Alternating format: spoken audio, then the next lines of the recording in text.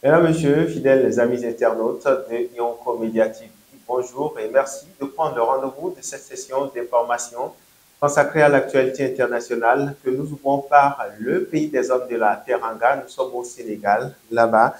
Le Sénégal annonce justement par le biais de son ministre Ousmane Sonko, le Premier ministre qui annonce donc la période de fermeture des bases militaires étrangères sur le territoire. Ousmane Sonko, Premier ministre donc, du Sénégal, a révélé la période prévue pour la fermeture des bases étrangères implantées dans le pays. Cette déclaration a été faite le samedi 17 mai 2025.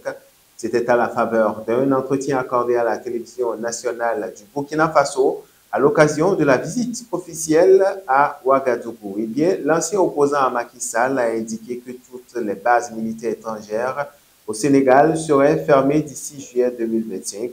Le Sénégal, je cite, n'aura plus sur son sol aucune base militaire étrangère. Nous avons notifié tout cela aux pays qui avaient une part au Sénégal de retirer leurs troupes. Le processus prendra fin d'ici fin juillet, a affirmé le Premier ministre sénégalais, soulignant que la souveraineté nationale constitue une priorité. Il va poursuivre, je cite, nous sommes ouverts pour un partenariat avec le reste du monde, mais quoi qu'il en soit, équilibré et pour un partenariat gagnant-gagnant, a précisé donc le Premier ministre sénégalais. Et dans le reste de l'actualité, cette fois-ci au Cameroun, on en vient justement à cet incident relatif à ce tragique accident survenu à Yaoundé lors du week-end de Pâques qui continue de faire couler beaucoup d'encre et de salive. Francis Ngannou, eh bien, célèbre combattant camerounais, se retrouve malgré lui au cœur du drame impliquant la mort de Brigitte Manuela Nsima, jeune fille de 17 ans qui a été percutée lors d'un accident par la circulation. Les premières informations laissent croire justement et penser que le décès de la jeune fille victime était directement lié à l'impact de l'accident.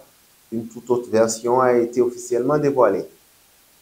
Dans un communiqué émis le 16 mai 2025, le président du tribunal de première instance de Yaoundé, Georges Théophile Timba, a révélé lors de son assertion que le grave accident réel était la cause de la disparition de la jeune. Une surdose d'anesthésie administrée lors de sa prise en charge hospitalière a directement conduit au décès de Mme Manuela Nsima, 6 jours après l'accident, a précisé le magistrat qui a fermement dénoncé cette faute professionnelle et en a appelé à l'ouverture d'une enquête sur la responsabilité des présumés auteurs impliqués. Et puis, dans le reste du monde, précisément aux États-Unis d'Amérique, au pays de Langsam, retenez que Joe Biden n'est plus en odeur de sainteté avec sa santé. Oui, Joe Biden ne se porte plus bien. Ancien président des États-Unis d'Amérique à 82 ans a été diagnostiqué vendredi dernier d'un cancer de prostate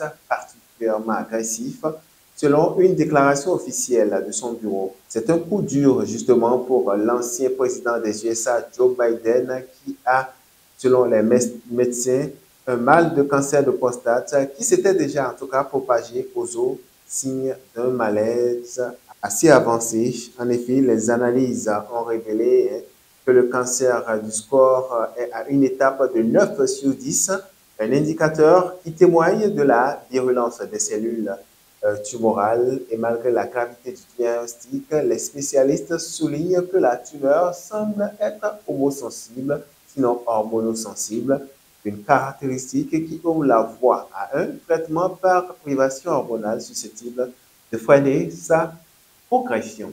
Fin de cette session d'information sur Iroko Media TV. Retrouvez l'ensemble de nos différentes productions sur nos plateformes digitales. D'ici là, portez-vous bien et merci à toutes les équipes de présentation.